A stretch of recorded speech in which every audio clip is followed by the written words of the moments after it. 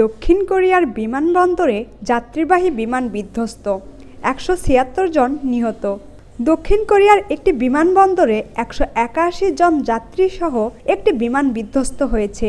এতে এখন পর্যন্ত 176 জন মারা গেছে বলে জানিয়েছেন ইয়োনহাপ সংস্থা।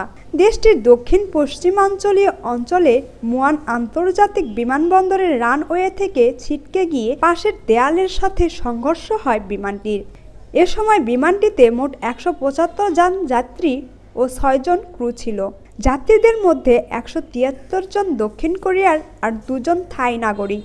জেজু এয়ারের বিমানটি থাইল্যান্ডের রাজধানী ব্যাংকক থেকে ফেরত গিয়ে বিমানবন্দরের অবতরণের সময় দুর্ঘটনায় পতিত হয়।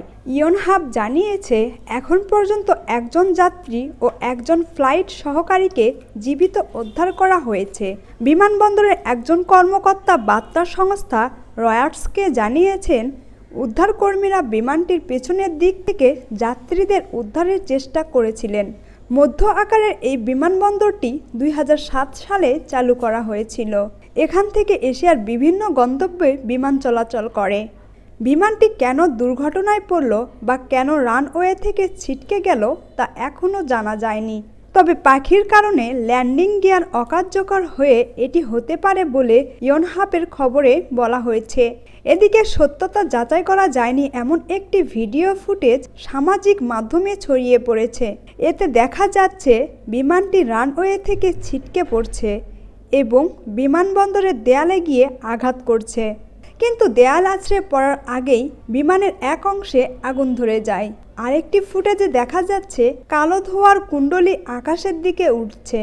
দক্ষিণ কোরিয়ার দমকল বিভাগ এক বিবৃতিতে জানিয়েছে, এই মুহূর্তে ফায়ার সার্ভিসের 32টি গাড়ি সহ অন্তত 80 জন দমকল কর্মী ঘটনাস্থলে কাজ করেছে। মুয়ান এয়ারপোর্টের দুর্ঘটনায় যারা ক্ষতিগ্রস্ত হয়েছে তাদের সবার কাছে আমরা অবনত মস্তকে ক্ষমা প্রার্থনা করছি। সংস্থানটির বিবৃতিতে বলা হয়েছে, আমরা যা যা করার দরকার সব করব। এই কষ্টের জন্য আমরা দুঃখিত। এই বিমান সংস্থাটির ইতিহাসে এটি প্রথম কোনো দুর্ঘটনা। এটি দক্ষিণ কোরিয়ার সবচেয়ে বড় কিন্তু কম বাজেটের এয়ারলাইন্স। দেশটির দমকল বিভাগের ধারণা, পাখির আঘাত এবং খারাপ আবহাওয়ার কারণেই এই দুর্ঘটনা হতে পারে।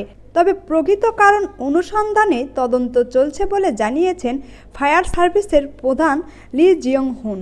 ওদিকে মুয়ান বিমানবন্দর থেকে সব ফ্লাইট বাতিল করা হয়েছে।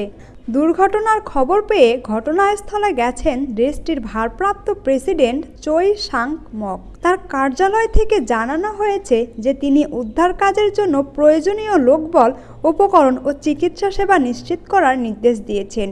দেশটির প্রেসিডেন্টকে ঘিরে চলমান রাজনৈতিক সংকটের মধ্যে শুক্রবারে তিনি দেশটির অন্তর্বর্তী নেতা হিসেবে দায়িত্ব নিয়েছেন।